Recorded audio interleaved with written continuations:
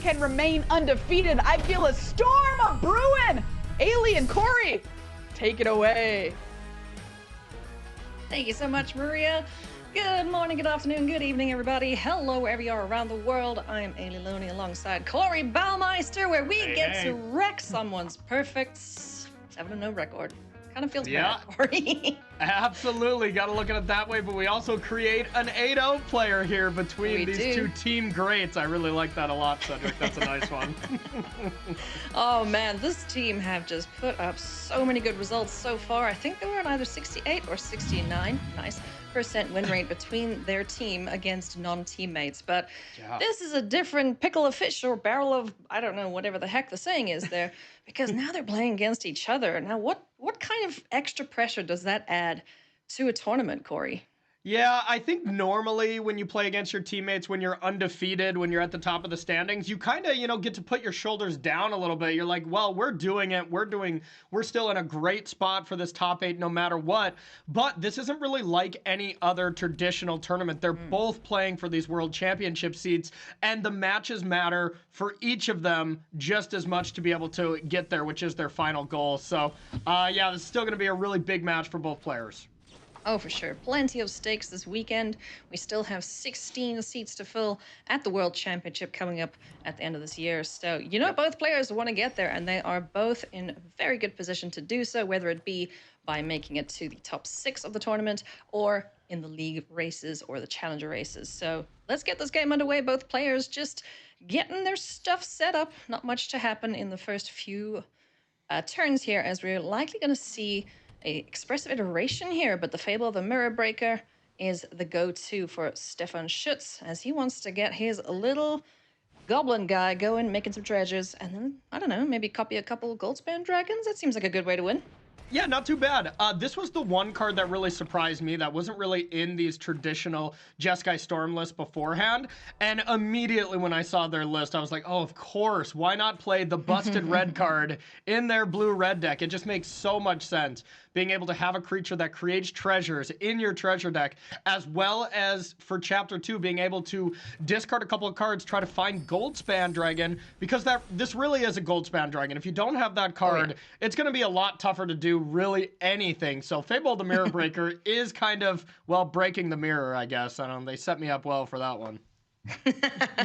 They sure did. Now, different approaches to the start of this game. We see Fable the Mirror Breaker rocking on Stefan's side of things, but David Inglis is working his way towards the Goldspan Dragon, like you mentioned. That is the key card in this deck, because you want to be casting all of those instants on this Goldspan Dragon. Now, at the moment, there's only the Show of Confidence, which is kind of what you want as your big finish. So where do we go in the next turn here for Inglis, as 2 points of damage comes through for Stefan Schütz, and Expressive Iteration is going to go digging. Absolutely. So next turn for Inglis, since you did have that big turn of either big score or unexpected windfall on turn 4, that's kind of the green light to be able to essentially win this turn. Without an untapped 5th land, that's pretty disappointing here. We're going to see David kind of shrug at that one, because that does make it a little more difficult, because instead you'll have to use your 5th mana, if he even decides to go for it, by sacrificing a treasure, which is actually 2 mana. So it is a really big cost to not get that 5th land, but you still get to play around Jwari Disruption and go from there. Now, if Goldspan Dragon lands in play, you're going to see some of these cards like Spikefield Hazard, Show Confidence, to be able to aim them at Goldspan Dragon. That's going to generate you a lot of treasures. And then big scores and unexpected windfalls are going to be these cards that are free, in air quotes, because they create 2 treasures, cost 4 mana, and cycle through your deck. And that's the whole goal of the combo to get it going. We'll see if Stefan has anything to say about it. Well, Stefan sure doesn't like this scaly flying lizard, is going to attempt to Jwari Disruption. And in response, does David Inglis pay the 1 here? Yeah, sure, why not? Let's get this dragon down. Seems like a pretty important thing to do. There is a Fading Hope in hand, but as we know, Goldspan Dragon, if it is targeted, it creates that treasure, and there's a Jwari Disruption of David's own to protect against any bounce spells. So, yeah, Dragon's going to get a rockin'. Just the 1 treasure so far. It does have the Spikefield Hazard to kind of do that Lotus Petal effect. I use 1 mana, I ding you, I get 2 mana back. It's totally fine. Yep, so the options here for David, you can go Spikefield Hazard to get that extra mana. That puts you at 3 mana. You use Show of Confidence. There'd be 2 spells cast. So that puts you down to 1 mana and then up to 5. And then you can start doing some big score stuff. Or you can be a little defensive and try to, you know, really set up for a gigantic turn next turn and then almost assuredly win. But the whole problem with this mirror match is there might not be a next turn. So, you know, you might have to go for it or you might be dead. And that's what David decides to do here. Now, he was a little bit undecided about this. Like, in combat, this would have been a lot more impactful, right? The Spikefield Hazard? Yeah, the Spikefield Hazard into Show of Confidence. If that's the way he wants to go. If he's just going Fable the Mirror Breaker, then that makes more sense. Yep, absolutely. If you're just going for Fable or you're trying to, it does look like we're going for Show of Confidence, but you know, you really don't need that extra 2 or 3 points of damage to be able to get it done. It's not that important. But looking at the list, there isn't any, you know, Furies or Smoldering Eggs to be able to win the turn on the spot. As far as I'm seeing. So, you know, they do have to kind of just untap and then win the turn after. Yeah. So here we see Fading Hope in response to the shenanigans that are afoot, and we'll see Jawari Disruption say, no, thank you, sir.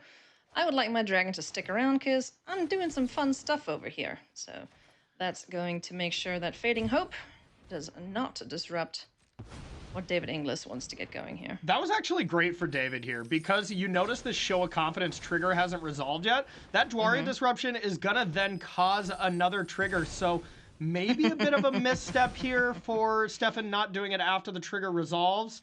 But, you know, playing around the Dwari Disruption there this late in the game is always a little tricky to do as well. For sure.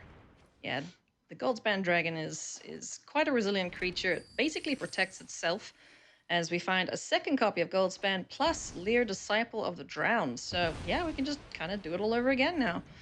Hello, Second Hand. You are now unlocked. And now is where it gets kind of crazy here because you get that Show of Confidence in the graveyard here. That's going to probably be essentially the last card you play. You're going to go through all the big scores, all the unexpected windfalls first. Yeah, Galvanic Iteration, why not add that into the mix? And that's another card that you can just safely discard because, well, you can just cast it again. Now we're going to see Show of Confidence for like 7 or so, where that's going to be about 14 mana for Goldspan Dragon. And yeah, it's really, this is the storm aspect of this Dragon deck. Sure. And I guess doing it in second main phase allows you to get Lear down in the battlefield and go off like this, essentially. Look how many copies of Show of Confidence we have going here. If Stefan doesn't have a way to interact with this dragon next turn, yeah, the game's pretty much going to be over. As we're going to see Galvanic Iteration as well as the big score. Oh my goodness me.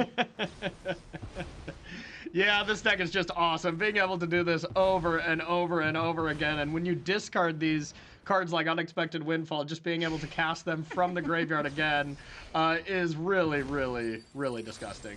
And now really, what these decks are doing as far as the list goes with David and Stefan, instead of winning on the spot and having to play, you know, not so great cards in your deck that don't really work that well, Fury being one of them, Smoldering Egg, you just really set up a turn where you draw so many cards that you guarantee you have an answer for whatever your opponent is doing next turn. So in their case, in this mirror match, they're going to try to find Fading Hopes. They're going to try to find all these ways to stop Stefan from doing big dragon stuff as well. Yeah, and then we'll see David end the turn and try to attack for lethal the following turn.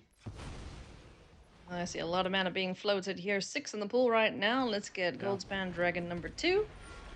Down on the battlefield, 1 extra mana available. Yeah, sure, why not? Let's kill this little treasure dork.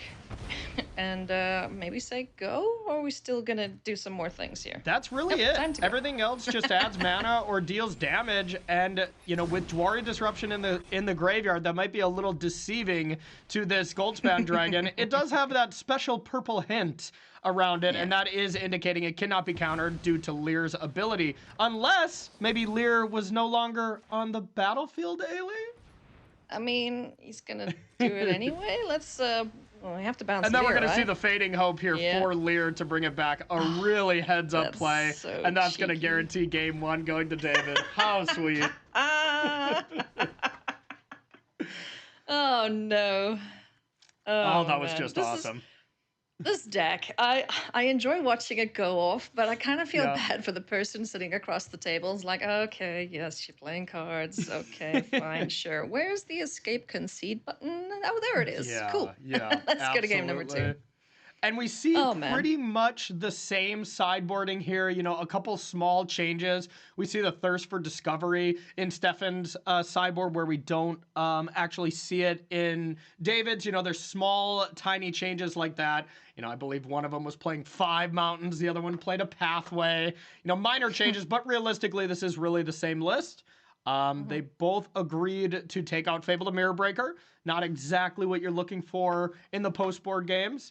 And yeah, I mean, so I took out the exact same cards, just had a little disagreement on the cards they bring in, but realistically, they're submitting the same 75 again for the next game. And, you know, being teammates, I imagine that they played plenty of games against each other. You know, confidence in your list is being prepared to play against your teammates if they have an awesome run. You know, you want to make sure that you are prepared for any and all eventualities in this tournament. So I doubt we'll see any variation too much. To be fair, I think they've been showing enough confidence in this tournament already with that one colorless white instant there. So I did walk right into that one. Didn't you I? really did. You left that wide open for me right in the morning here for this broadcast. Listen here, I haven't had my coffee yet, okay? Of course, But of course. just talking about the team great, if we're going with that moniker for these players, just these are just some of the players who are still in contention for the World Championship. We've got Austin Bursovic, we've got Tristan Wild-LaRue, we've got PVDDR in there, we've got Arne Huschebeth as another notable player, Torov Severin as well, Simon Nielsen, who is locked and loaded for the World Championship. So these guys are crushing it. Oh, yeah, absolutely. And I just can't believe that it's our job to send so many people to the World Championship today as well. Well, I guess it's Cedric, probably. He's sending, the league players. No, they have no say in it whatsoever. It is Cedric A. Phillips. He will be sending you to the World Championship.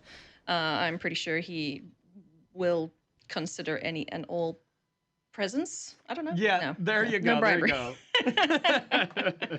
I know we're in New Capenna, but listen here, we're not going to be bribing nobody. Fair.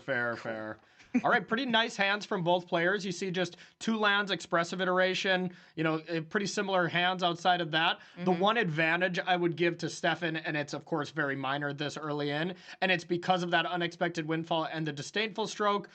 Disdainful stroke ends up being the best card against these Jeskai Dragon decks, Jeskai combo decks. Just because it does answer both Lear and Goldspan Dragon, and you 100% need those cards to win, at least for sure in game 1. You know, you might be able to do Hullbreaker Horror nonsense post-board, but it's very reliant on the big spells. For sure. Unfortunate mulligan here for David Inglis. Had a 2-land hand that looked very similar to this, but now just has to send something back. So it's going to be a Lear that gets sent to the bottom of the library, but doubtless we'll see the Disciple of the Drowned later on. I was actually pretty shocked by that mulligan. Maybe I just, don't mulligan as much as the average person. I definitely train in the school of Seth Manfield a little more than David Inglis, I guess. But that had looked pretty good. Two lands expressive iteration is pretty hard to turn up. It'd be interesting to get in David's head on why we sent that one back. Yeah, I wonder what he was looking for. Perhaps a more reactive permission? Yeah, maybe a disdainful stroke. You know, maybe that Behold the Multiverse. Those cards are very important as well. So we're going to see expressive iteration here from Stefan Schütz. Finds Spell Pierce, expressive iteration, and a Lear, a second copy thereof. That's a brick. That is as far as bricks go for expressive iteration. Whenever you don't see that 3rd land and you just have to burn a card away, you know, it's a little fist pump from your opponent, and it's 1 tier when you're playing expressive iteration. Oh, I was wondering if we're going to see a Spell Pierce there. You've seen it so often. It's like, oh, you want expressive iteration? No. Yeah. That's really interesting right there. Stefan really puts a higher value on Spell Pierce, and you notice how fast Stefan clicked through that. Just like, I don't want to telegraph that I have it, because you want to Spell Pierce something bigger, like a big score, or maybe a Fading Hope on your Goldspan Dragon, something like that. Yeah. Yeah, it's going to hold that Spell Pierce in hand. Hopefully he gets to use it in a meaningful way, because we have seen Spell Pierce get worse and worse over time, but here is a perfect spot for it. And There's here's a big very score. good learning lesson in the mirror matches here. When you're on the play, turn 4, you almost always want to be casting big score or unexpected windfall, but you want to be doing it on the upkeep just in case, just so your opponent doesn't go in response, unexpected windfall, and then use a counter spell. Then you get kind of far behind, but as I say that, of course, David says, just kidding, I'm not doing that. Yeah, no. Very disciplined play there. Yeah. Recognizing that, 3 untapped mana, there could be a Disdainful Stroke, there could be a Joy Disruption, there could be a Spell Pierce, and it's heckin' feels bad, man, when you have to discard a card and get nothing for it. But yeah, now, I mean, that was the cost right there. You saw David not even cast it at the end because of that scenario that could happen. Unexpected Windfall into Spell Pierce or Unexpected Windfall into Joy Disruption. It just becomes too big of a blowout. So now you're just going to see these two is-it gamers just kind of looking back at each other like, do you want to go first? Do I want to go first? And most of the time, the pace of who has to start is dictated by cards in hand. If you hit 8, most of the time you want to either try to do something, or if you're missing land drops. Stefan's doing both right now, which is a problem. Yeah. Luckily for him, though, David Inglis hasn't pulled the trigger on anything. He is prepared. He's got a lot of reactive permission in hand. Disdainful Strokes aplenty, as well as the Spell Pierce. So, Lear, Disciple of the Drowned, is going to get drowned, unfortunately, as he's not doing all that much, but instead it's going to be Galvanic Iteration into the bin that can be cast at a later stage. And the lands have kind of dried up for these players. Yeah, and they're both in the same situation. They're like, I would rather discard than quote-unquote blink first. Usually in these kind of controlling / combo mirror matches, whoever's the person to blink first usually ends up regretting it because you get to counter that person's stuff and then do your big stuff yourself. So it's going to be a lot of draw go, and the advantage is going to go to whoever can rally off a couple lands on top and then do something like Galvanic Iteration into big score. When you can cast 2 cards, it's so much better because, are you going to try to counter both of them? Then I can just untap and do something big as well. Yeah. Now, Stefan, if he had to go for an unexpected windfall or a big score at this point, he would be okay. But he's being extremely patient. He doesn't want to blink first. Neither of these players have drawn a land to save their lives. And Behold the Multiverse is a good pickup here for David. Somewhat okay as well, because if you go for it, David can go in response, big score, get rid of a Fading Hope, and then use that Disdainful Stroke in hand to counter it. Yeah. But that would open the door for Stefan to be able to go land 5, Goldspan Dragon attack, and then have counter magic open if he drew a land. So that's the things the players are thinking about right now. What's the risk reward here? And David is also thinking, do I want to foretell Behold so I don't have to discard? But then I only have 3 mana open, so just 1 Disdainful Stroke. If I'm Stefan and my opponent goes down to 3 lands, I'm firing off big score or unexpected windfall immediately, well, at the end step.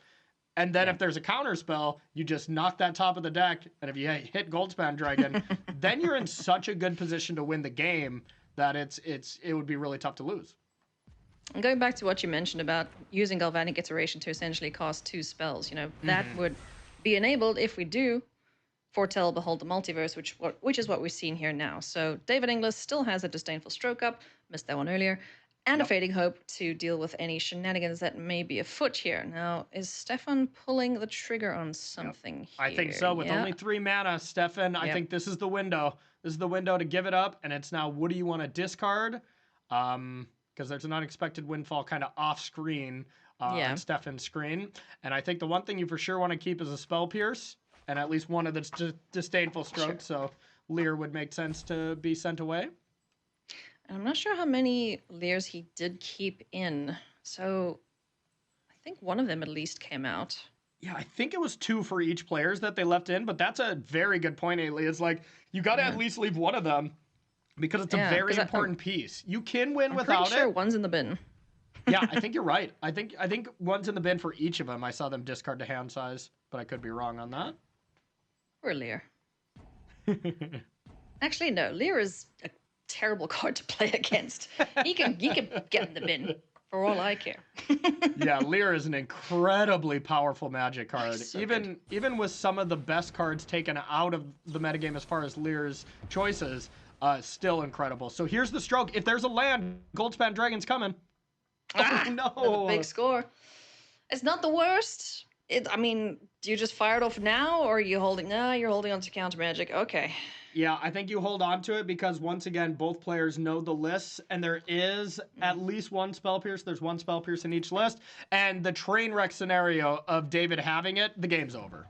And it's already looking very good for David. So now what we're going to see is David has the option to go Galvanic plus big score, and now you have to counter both of them? Oof. Yeah. Yeah, Gonna be a that's big gonna be turn for tough. David. All right, does he pull the trigger? Are we going to see Galvanic big score or behold the multiverse here? Yeah, He's going for it. Another play you could do too is like flashback Galvanic Iteration and then play Behold with 1 mana open, so you don't play into Jwari. But Yeah. because one kind of train wreck scenario that we know Stefan doesn't have here is if you have Galvanic Iteration and a Jwari Disruption, you can actually still get both of these by copying your own Jwari. These isn't lines, these isn't mirror match lines are always so complex and so fun. Fun, is that the word we're going for? Can you tell I like Izzet decks quite a bit? This was my favorite deck in playtesting for sure. Exactly. Oh man, 2 disdainful strokes are available here to Stefan Schütz. Does he respond with his own big score? Let's have a look, Ski. What he's gonna do here in response? Nothing to the big scores, so that's a lot of treasures, my friend. I hope you're ready for what is to come, because David Inglis has a lot of mana to work with. Unfortunately, no counter spells of his own, though. Yeah, no counter spells, just Fading Hope as defense from other Goldspan Dragons. So with no counter magic, usually the best kind of line is to be like, okay, it's time to go. You know, it's time to cast all big things to make your opponent react so they can't be pressing the advantage. And David seems to agree here. We have a double disdainful stroke. 2 Goldspan Dragons is not the best plan. Yeah, no, this could be brutal. I don't think we'll see David try and run out the second copy right don't now, either. but if he does, that would be a real train wreck situation. Yep, I think we're pretty likely to see a Galvanic Iteration Behold the Multiverse turn if Stefan doesn't do anything big. And yeah, with 5 mana, if Stefan had perfect information, would probably jam this Goldspan Dragon. But decide, and it wouldn't have worked because there's the stroke, which is excellent. A stroke doesn't counter another stroke, unfortunately. It just counters whatever Stefan might get up to. But at this point, David Inglis has all the... He's doing everything. Like, he is the one who knocks, as if we could put it that way. I like it. I like it. Great reference. All right. Okay. It's a Galvanic.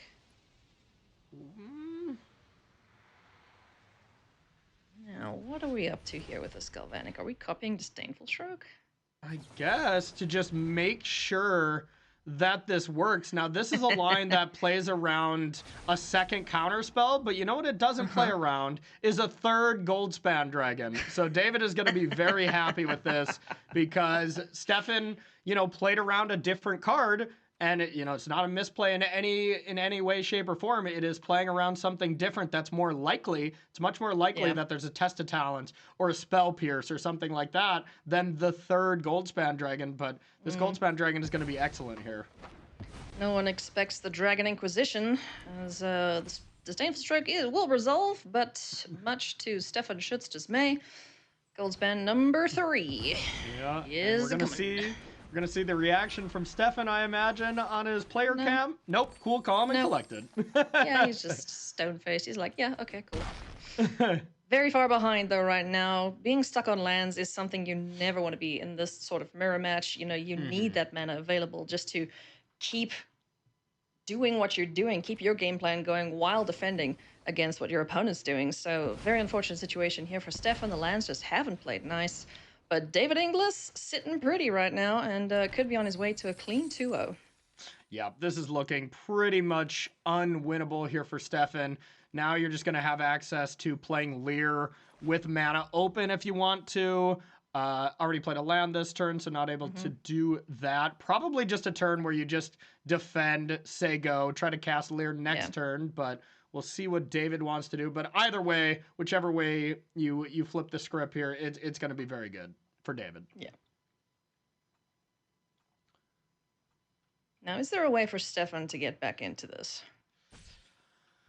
I think I'm trying to think what is the best card here, and I just don't see a one-turn window where something gets better. I guess if we go to play Leer here, maybe there is a window.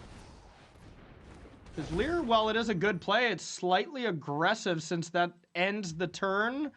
Oh, okay. All right, never mind. Yeah, so here's a cute little line. You get to go Fading Hope with that ability on the stack before it gets bounced, then show Confidence, and then basically play your whole graveyard. So, all right, David, I see you.